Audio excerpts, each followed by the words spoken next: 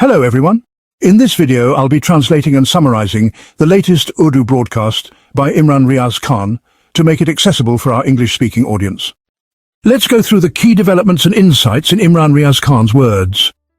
Pakistan Tehreek-e-Insaf's rally is in Peshawar, and people from all over Pakistan are going there. We'll talk about that later because this rally is a major call by Imran Khan after a long time, and it's a big test for Pakistan Tehreek-e-Insaf. We'll discuss it later. But Shehbaz Sharif has spoken at the United Nations. It was expected that he would openly discuss Pakistan's affairs and global matters there. First, let's look at Shehbaz Sharif's body language. If I say it looked somewhat comical, that wouldn't be wrong. It seemed that where his body language needed to be assertive, he was a little late. At other times, he became aggressively demonstrative for no reason. He started pounding the table while saying things like, "I will develop my country, I will move it forward." Brother, what do you do inside your own country? What does it have to do with world leaders? The United Nations is a forum where you discuss international matters, foreign affairs and issues relevant to the whole world. Shehbaz Sharif's body language, and by the way, he is made to rehearse these things. I've known for a long time the team and people who prepare Shehbaz Sharif's speeches. I also know another team that prepared Maryam Nawaz. When Nawaz Sharif decided to bring Maryam into politics, she would go to those people and prepare. Later, Nawaz Sharif even rewarded some of those people. Shehbaz Sharif is given formal training. When you say this line, make a fist. When you say that, strike. When you say this, move your hand like so. Their body language is prepared like children. But Shehbaz Sharif's body language looked very artificial. Okay, that can pass. Everyone's speaking ability and body language differ. Some people, when they're insincere, say one thing while their body says something else. That happens. But when you genuinely mean what you say, you don't have that problem. Leaving body language aside, this portion of him has always been weak. You can look at what he said.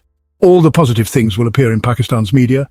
Pick up today's newspapers and you'll find a lot of praise. I won't do that. The positive things will be covered by the taunty media and Shehbaz Sharif's fan club. Nawaz Sharif's people will sing his praises. The circle of PMLN journalists and intellectuals will tell you what they want. Pakistan's mainstream media will tell you what they want, but I'll tell you things I felt should not have happened. Number 1. Shehbaz Sharif unnecessarily named Asim Munir and the air chief. Heads of government do not do that. The delegates sitting there, who are supposed to be neutral, were shocked, asking what kind of blunder this is. Heads of state never name their subordinates like that in a forum. It's a habit of bootlicking and obsession. Even standing at a big forum like the United Nations, Shehbaz Sharif did not forget his real job. He started name-dropping. He brought up Asim Munir's role and the Air Force Chief's role. Although they have done great work, what kind of forum is this? For God's sake, are you aware of what you're doing? A head of government, if he were the American president, would never name a general. He would refer to the great American military. You could say the great Pakistani armed forces. That would be acceptable. Saying Asim Munir will retire, or the Air Force Chief will retire, makes your speech misplaced. Names are used for things you want to uphold. You could have invoked the foreign country's prime minister's name, or discussed leaders in general, or major international incidents. You shouldn't do this. It's unfair. If you wanted to praise, you could have said the great Pakistani nation and the great Pakistani security forces. But Shehbaz Sharif has this habit. His speeches aren't complete unless he brings up Field Marshal's role. In trying to elevate the Field Marshal's profile, he did this, and the diplomats and ambassadors around him were aghast. They were holding their heads in disbelief at this level. He also lavished praise on Trump for a Nobel Peace Prize, saying Trump stopped the India-Pakistan fight. On one side, Shahbaz claimed India was frightened and ran to America pleading, "Save us." America woke up, sent a message to Pakistan, and Pakistan said, "Okay, are we mad? Are we crazy to fight and to use nuclear weapons to annihilate each other? If Donald Trump hadn't been there, India and Pakistan might not exist today. We could have been wiped out. Trump played a role like a guarantor that don't hit each other now, stop." But Shehbaz Sharif has raised Trump's role so much that people are now saying Trump should be given the Nobel Peace Prize. At the same time, Shehbaz Sharif called for war measures inside Israel. Emotionally charged slogans urging military action, asking where the obstacles to military action are. At the UN, whenever a resolution comes proposing military action against Israel or some action in Gaza to stop the needless bloodshed of Palestinians, the US vetoes it. Donald Trump's government would veto it as well. On the one hand, people say implement military action, and on the other, they veto resolutions that would authorize such action. They are praising Trump for peace and simultaneously blocking measures that would constrain the war. So, Shehbaz Sharif seems to be advocating both give Trump a Nobel Peace Prize and also call for military action against Israel. But how do those two reconcile? Shehbaz Sharif doesn't seem to understand what he's saying. The Pakistan-India issue was not that huge. Right now the world has two major problems, the assault on the Palestinians in Gaza and the Ukraine problem. Other issues are not as large. Shahbaz lifted Trump's profile and played that card. What Shahbaz should have demanded in America was that when a resolution for military action comes, the US should not veto it. That's what he should have told Donald Trump. But that would take courage. A man who can't speak up in front of his army chief, what will he say in front of Donald Trump? Then, regarding the floods, Shahbaz said floods hit, devastation happened, and they do not want to take loans. They don't want loans, they want aid. So what have you really done for the flood-affected people, sir? Since the flood started, you're not even stationary here. Sometimes you go to China, sometimes elsewhere, sometimes to UAE, London, Europe. Now you have reached America and have no plan to return. Pakistanis are exhausted from drowning. Bodies are being pulled from the water. You did not feed them. You did not rescue them. You did not save them from drowning. You took no care. Diseases have spread there, and now you go and tell the world this story. What did you do for climate change? Did you run a massive tree planting campaign? No. Did you stop tree felling? No. Did you try to mitigate climate change impacts at any level in Pakistan? Absolutely not. So if you haven't done that, you can't rightfully speak about it. One of my sources in America claims that Pakistan will recognize Israel, and the source told me how Pakistan will recognize it. He claims that a peacekeeping or monitoring force will be formed for parts of Palestine. A force will be created that includes soldiers and officers from different countries. Listen to this. The formula the source claims was agreed internally is that a monitoring force will be constituted for some Palestinian areas, and in that force, security forces from various countries will be included. Pakistan's participation in that force would be conditional upon Pakistan signing the Abraham Accords. You understand what I mean? Pakistan would then be going into Palestine under the guise of providing security. The source says Pakistanis will be sold this narrative, that because we are going to help the Palestinians on that soil for this noble purpose, even if that requires recognizing or coming to terms with Israel, it's not a bad thing. Thus, Pakistanis will be told that we are going to protect Al-Aqsa Mosque, Allah will grant us martyrdom, therefore we are signing the Abraham Accords with Israel. This is what my source claims, and he says he is certain this will happen. I'm telling you exactly what I was told. Earlier I told you another thing. Khawaja Asif had a woman who sat behind him who claims to have access to the Prime Minister's secret files. Her claim is that she wrote or had written the Prime Minister's speech, which contains large blunders. And she reportedly has pro-Israel views and is in favor of Pakistan recognizing Israel. Khawaja Asif has denied it, saying he has no connection to her and he doesn't know who seated her behind him. The Foreign Office was asked and they ran away. They said they have no connection to this woman and did not seat her there. Journalists who know about the matter, including a senior journalist, claim that this woman could not have been seated there without clearance from the Foreign Office. Today she was moved to a corner and not seated where she had been before. Strange rumours about this woman are emerging. I'm not attacking her. She has the right to her views, whether pro or anti-Israel, that's her democratic right. But Pakistan's official position is something that the Prime Minister, the Foreign Minister and the Foreign Office should own up to, and they are not doing so. Now there is a certain lady whom no one is owning up to. She sits inside Air Force One at the expense of Pakistanis and reaches America. She stays at a hotel with the Prime Minister, and there she even gains access to their secret files. After that, she enters into the United Nations agreement, and everyone is saying, we didn't even know. How is this possible? This is a very strange thing. Now, only one man remains, Shehbaz Sharif, who can say something about this. Let's see what Shehbaz Sharif says about it. Another major shocking blunder by Khawaja Asif has come to light. By the way, Khawaja Asif should have controlled himself. By giving interviews, he ends up trapped. Khawaja Asif gave an interview to Mehdi Hassan. Khawaja Asif thought as if some Pakistani Safi was interviewing him in a very tough way. So he went there casually. Talking about murders and corruption was no issue for him. I give big interviews in Pakistan. So, sir, in Pakistan they throw light balls at you softly. You never gave an interview to that Safi who asks you tough questions in Pakistan. Never came face to face with him. Then you'll understand what an interview is. There, Mehdi Hassan caught him. Mehdi Hassan questioned him again.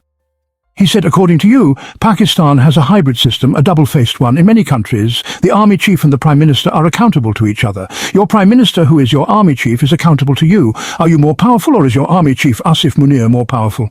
Khawaja Asif got troubled. He said, what kind of question is this? It's not like that. The anchor then asked, isn't the army chief more powerful than you? Khawaja Asif replied, I am a political worker. I have a political struggle. Although Khawaja Asif should have said, my position is higher, I am the boss. He is my subordinate, he is an army chief. He should have said that, but he didn't dare. He simply could not say it. Even sitting in America, your prime minister was scared to admit that his subordinate is so powerful. And that's the reality. Now this reality was thrown back in his face by a foreign anchor. The anchor said, "In other countries like here in America, Peter Higgs can fire the military chief. Can you do that?" Khawaja Asif didn't answer. He said, "America has a different system." He said, "There is democracy in America." Khawaja Asif said, "No, there is a deep state." The anchor asked, "Is there no deep state in Pakistan?" Khawaja Asif said, "Every country has a deep state." So basically, he didn't answer the question. He was making a mess of the topic. Then the anchor asked, "Sir, tell me, then who makes the decisions? Who is in charge in your country?" Khawaja Asif said, "I said it's a hybrid system, meaning no one is really in charge. The army chief is in charge. The truth is, poor Khawaja Asif can't forget this." He said, "If the army chief says to go right and you say go left, what would you do?" Khawaja Asif said, "We will consult." "Then what?" "In consultation, whatever the army chief says happens. I know this, you know this, everyone knows this." Safi Mehdi Hassan asked Khawaja Asif about Imran Khan, whom he has kept in jail. There is a very clear report from Amnesty International and also from the UN Working Group on arbitrary detention. They say there is no legal reason to keep Imran Khan in jail. He has been detained forcibly, which is against international law. Khawaja Asif said, "That is their opinion." The anchor said, "Sir, their opinion is that Pakistan is violating international law." Khawaja Asif said, "I don't agree with that." Khawaja Asif had a hard time answering many questions. Then when asked, "Sir, you have oppressed political parties, suppressed freedom of speech," Khawaja Asif said in great detail, "We have done nothing. Pakistan Tehreek-e-Insaf is a very free party in Pakistan. If you submit an application to hold a rally in Lahore, the whole system will collapse." Then Khawaja Asif lied again when he said that Imran Khan is being oppressed and tortured. Khawaja Asif said, "I was also kept in jail for 6 months." Now, what kind of jail was Khawaja Asif's? Why did he stay in jail for 6 months? Listen to this. Khawaja Asif was arrested on December 29th, 2020. December 29th means the last 2 days of December. On February 16th, Khawaja Asif went to the hospital for eye treatment. He stayed in the hospital. Then he didn't like it and moved to Jinnah Hospital. He stayed in the hospital until June 24th. Khawaja Asif never came out of the hospital. On June 24th, Khawaja Asif was released from the same hospital, so the jail staff came to the hospital, accused him and released him from there. Khawaja Asif did not bother to return to jail again. Then Khawaja Asif said something strange. He said about Imran Khan that he runs his Twitter account from jail. Earlier, Khawaja Asif had also said that Imran Khan uses a very safe phone in jail, the world's Nokia 3300. If you remember the Nokia 3300, look at its design. Let me show you. Look, it doesn't even have a touch screen. The phone is from the era when no one even knew what Twitter was. Yet he says Imran Khan uses Twitter on it. That's ridiculous. Inside jail, there is no signal at all. Not even a single signal comes. You can't even make a phone call. Such terrifying chambers are in the jail. The question doesn't even arise. Khawaja Asif knows this but still pretends that Imran Khan uses Twitter from jail. He said, "You were saying a few days ago that it is used from India. Is Imran Khan in jail or in India?" Then Khawaja Asif got stuck. Then he said, No, actually Imran Khan sometimes looks here, sometimes there." Khawaja Asif himself didn't know how to get out of it. Then Khawaja Asif said he has a report that Imran Khan's Twitter account is indeed handled from India. The anchor asked, "If that's true, do you have any evidence?" Khawaja Asif said, "I cannot provide evidence. I can't share it here publicly." The anchor said, "You can publicly accuse Imran Khan's Twitter being handled from India, but you cannot provide public evidence because you are a minister." He said the report is from intelligence, from the intelligence agency. I'm surprised that Pakistan's intelligence agencies have this report that Imran Khan's Twitter is operated from India, yet no case has been filed on this. Khawaja Asif has filed 300 cases and has caused great embarrassment for Pakistan's establishment and his own destruction. There are many more things to say, but let's stop here. They should have told him not to give interviews. Qasim Suri protested strongly in America in front of the United Nations. He had a serious conversation and protested against Shehbaz Sharif and the establishment for committing atrocities. There is another situation in Azad Kashmir where protests are increasing. First, false news was spread that no protests were happening, but people didn't stop. They said, "No, we will protest. Our demands have not been met." Then the internet and mobile phones were shut down, so they announced protests from mosques. The government banned mosques, but the religious scholars came forward and said, "We consider the government notification worthless." Along with the Complete Public Action Committee, they announced protests from mosques. The government and the establishment are facing a big failure there. Now coming to the situation of the Pakistan Tehreek-e-Insaf rally. But one more thing, Shahbaz Sharif made a claim yesterday. He said Trump told American companies to invest in Pakistan, but the Pakistanis themselves are not investing there. Who else will come from outside? You can only sell your goods. You will sell your civilization at cheap prices. You will mortgage the Pakistani nation and do this at cheap prices.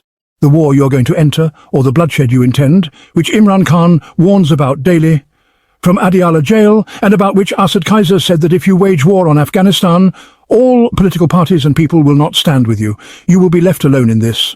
Then there will only be a business of bullets, gunpowder and guns. No investment will be possible. So, sir, be careful. The fear of Imran Khan has made you bow at every doorstep. You have bowed before the whole world. Go and apologize to Imran Khan. Your life will be saved. Otherwise, you will continue to bow everywhere in the world, flattering people sweetly. You will never gain confidence. As long as Imran Khan or his followers are there, they will not leave you. The Pakistan Tehreek-e-Insaf rally is heading towards Peshawar, with convoys coming from all over Pakistan, Sindh, Balochistan, Punjab, Azad Kashmir, Gilgit-Baltistan and Khyber Pakhtunkhwa. I was told by the good sources of Pakistan Tehreek-e-Insaf that the bureaucracy's behaviour is very strange, and it seems conspiracies are being made against our rally. But if the public comes out in large numbers, then the rally will definitely be successful. Now, I was surprised that Ghadapur announced he will make a big announcement at the rally and give a big surprise. Meanwhile, I saw a caption on Sama TV saying that Ali Muhammad Khan said no big announcement is going to be made at the rally. Let's see what happens. Anyway, the rally today is of Pakistan Tehreek-e-Insaf. It's Imran Khan's call. Imran Khan himself said people should come. Let's see what happens at the rally. That wraps up our translation of Imran Riaz Khan's video. I hope this English version helped you understand his message better. Please like, share and subscribe to Awami Lens to help our community grow. Don't forget to leave a comment below and let me know what you thought of this effort.